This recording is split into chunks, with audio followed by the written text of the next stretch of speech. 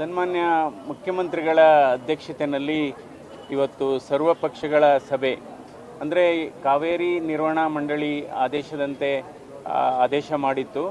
ಅಂದರೆ ಕರ್ನಾಟಕ 3,500 ಕ್ಯೂಸೆಕ್ಸ್ ನೀರನ್ನು ತಮಿಳುನಾಡಿಗೆ 15 ದಿವಸಗಳಲ್ಲಿ ಹರಿಸಬೇಕು ಅಂತ. ಏನೋ ದೇವ್ರ ದಯ ವರುಣನ ಕೃಪೆಯಿಂದ ಉತ್ತಮವಾದಂಥ ಮಳೆ ಆಗಿರೋದ್ರಿಂದ ಅವರು ಕೇಳಿದಷ್ಟು ಅದು ಈಗ ನೀರು ಇವಾಗಲೇ ಅದನ್ನು ರಿಲೀಸ್ ಮಾಡಲಾಗಿದೆ. ಅಂದರೆ ಇವತ್ತಿನ ಸಭೆಯ ಮೂಲ ಉದ್ದೇಶ ಅಂದರೆ ಒಂದು ಮುಂದೆ ಈ ರೀತಿ ಆದಂಥ ಸಂದರ್ಭದಲ್ಲಿ ನಾವು ಯಾವ ರೀತಿ ತಯಾರಿ ಆಗಬೇಕು ಅನ್ನೋದ್ರ ಬಗ್ಗೆ.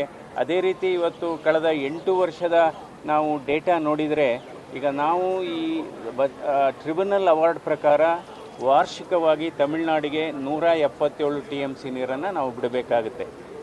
ಆದರೆ ಕಳೆದ 8 ವರ್ಷದ ನಾವು ಸ್ಟ್ಯಾಟಿಸ್ಟಿಕ್ಸು ಡೇಟಾ ನೋಡಿದರೆ ಸುಮಾರು ಆ್ಯಾವ್ರೇಜ್ ಆಗಿ ಎಷ್ಟು ಸರಾಸರಿ 320 TMC ನೀರು ಹರಿದು ಹೋಗಿದೆ ತಮಿಳುನಾಡಿಗೆ. ಆ 320 TMC ನೀರು ತಮಿಳುನಾಡಿನ ರೈತರ ಬೆಳೆಗಳಿಗೆ ಆಗಿ ಅದರಲ್ಲಿ ಹೆಚ್ಚುವರಿ ಅದು ಸಮುದ್ರಕ್ಕೂ ಹೋಗಿದೆ.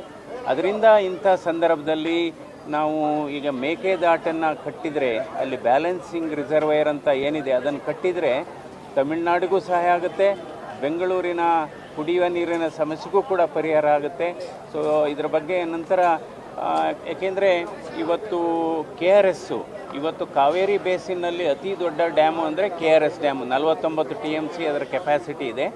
ಆದರೆ ಕೇವಲ ಇನ್ನೂ ಅದು 45% ಅಷ್ಟೇ ಫಿಲಪ್ ಆಗಿರೋದು. ಅಂದರೆ KRS ನಮಗೆಲ್ಲ ಗೊತ್ತಿರೋಗೆ 124 ಅಡಿ ಇದ್ದರೆ ಈಗ ಏನೋ 100 ಅಡಿ ಹತ್ರ ನೀರು ಬಂದಿದೆ. ಅಂದರೆ ಕೊನೆ 15 ಅಡಿ ಏನಿದೆ ಅದರಲ್ಲಿ 60% ನೀರು ಶೇಖರಣೆ ಆಗುತ್ತೆ.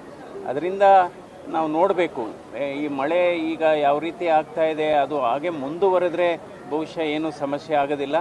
ಏನಾದರೂ ಮುಂದುವರಿದೇ ಇದ್ದರೆ ಬಹುಶಃ KRS ತುಂಬದೇ ಇದ್ದರೆ ಸ್ವಲ್ಪ ಸಮಸ್ಯೆ ಆಗುತ್ತೆ. ಈಗಾಗಲೇ ಕುಡಿಯುವ ನೀರಿಗೋಸ್ಕರ ಇವಾಗ KRSಯಿಂದ ಮತ್ತು ಹೇಮಾವತಿ ಕೆನಾಲಿಂದ ನೀರು ಬಿಡಬೇಕು.